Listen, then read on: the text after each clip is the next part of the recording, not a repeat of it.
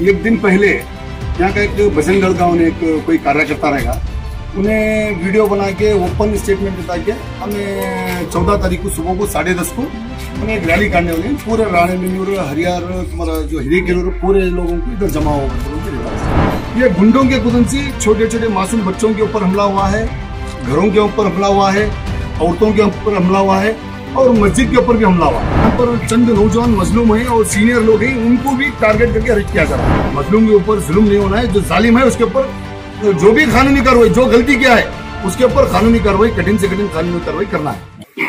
दावनगिरी से एक जीपीए का हाल ही में प्रेसिडेंट इस्माइल ज़बीउल्लाह और राणेबेन्नूर अंजुमन कमेटी के शुएब और हमारे जनाब शेरू साहब इन इधर फैक्ट फाइंडिंग के वास्ते आए थे। यहाँ की रिपोर्ट देखे तो एक दिन पहले यहाँ का एक भजन दल का उन्हें कोई कार्यकर्ता रहेगा, उन्हें वीडियो बना के ओपन स्टेटमेंट देता के हमें 14 तारीख को सुबह को 10:30 को हमें एक रैली काटने वाले पूरे राणेबेन्नूर हरियार तुम्हारा जो हिरेकेलूर पूरे लोगों को इधर जमा होगा तो बोल के देता है।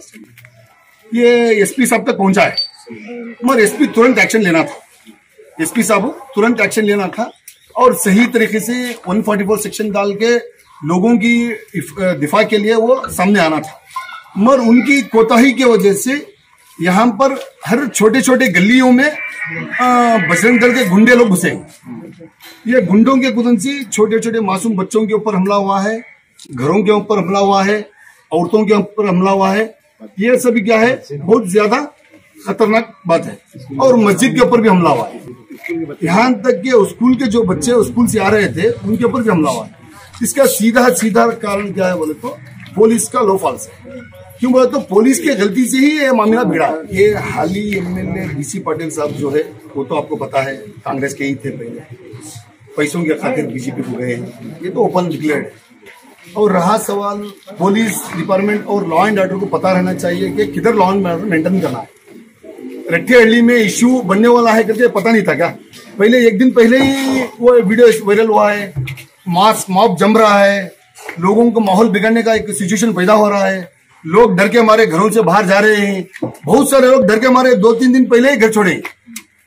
मतलब एसपी साहब को मालूम रहते हुए कंट्रोल क्यों नहीं किए? इश्यू करना करके था क्या?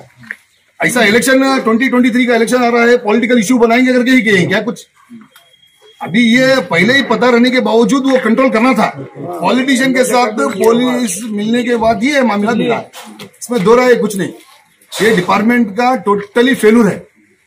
अभी देखिए कोई रैली का परमिशन दिए तो भी एक मेन रोड में देते हैं, अंदर छोटे छोटे जो अभी मैं ठहरा हूं ये दिखाइए छोटी गली है, ये इतना पतली गली में आके इतने बड़े पैमाने पे डैमेज करना बोले तो कोई मामूली बात है। सिक्योरिटी छोटा है, कोई प्रोटेस्ट है बोले तो 500 पुलिस आती है, छोटी एक कोई रैली है तो 1000 पुलिस बंदोबस्त डालते हैं। मैंस को भी डालना था, ज्यादा मैंस को डाल के कंट्रोल करना था ना। उसमें कम से कम जो बजरंग दल और शिवसेना रामसेना के जितने भी उनके जो गुंडा लोग हैं वो लोगों को कम से कम 30 से 35 लोगों को अरेस्ट किया है करके सुना है। ये उनको मुबारकबाद देता हूँ पुलिस।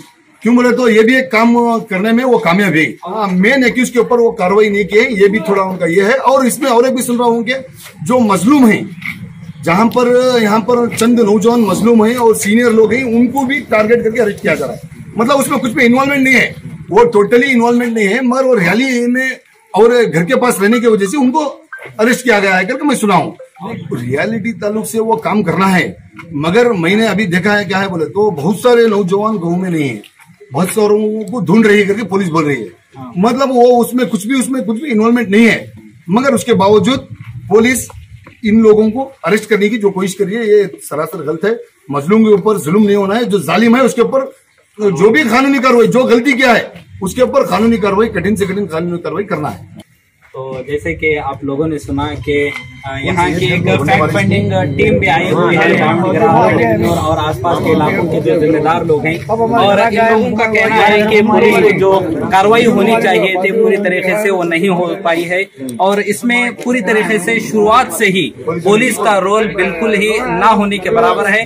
और ये पहली बार ऐसा हुआ है कि रट्टीहल्ली में इस तरीके से लोगों के घरों पर पथराव किया गया, मस्जिदों पर पथराव किया गया, और यहाँ तक के बच्चे और औरतें जो स्कूल जाकर लेकर आने वाले जो बच्चे थे उन तक भी जो है जबरदस्ती करने की ये जो मामला है वो भी पेश आया है, जिसको आपने कल से वीडियोस में भी आप लोग देख ही रहे हैं। तो यहाँ पर जो फैक्ट फाइंडिंग टीम आई हुई है उन्होंने भी जो फैक्ट फाइंडिंग किए हुए हैं इस ताल्लुक से अपने ख्यालात के सामने हमारे सामने पेश किए हैं। तो देखना यह है कि आगे की कार्रवाई में पुलिस अपनी जानिब से क्या अपनी पूरी जिम्मेदारी निभाने में कामयाब होगी या नहीं।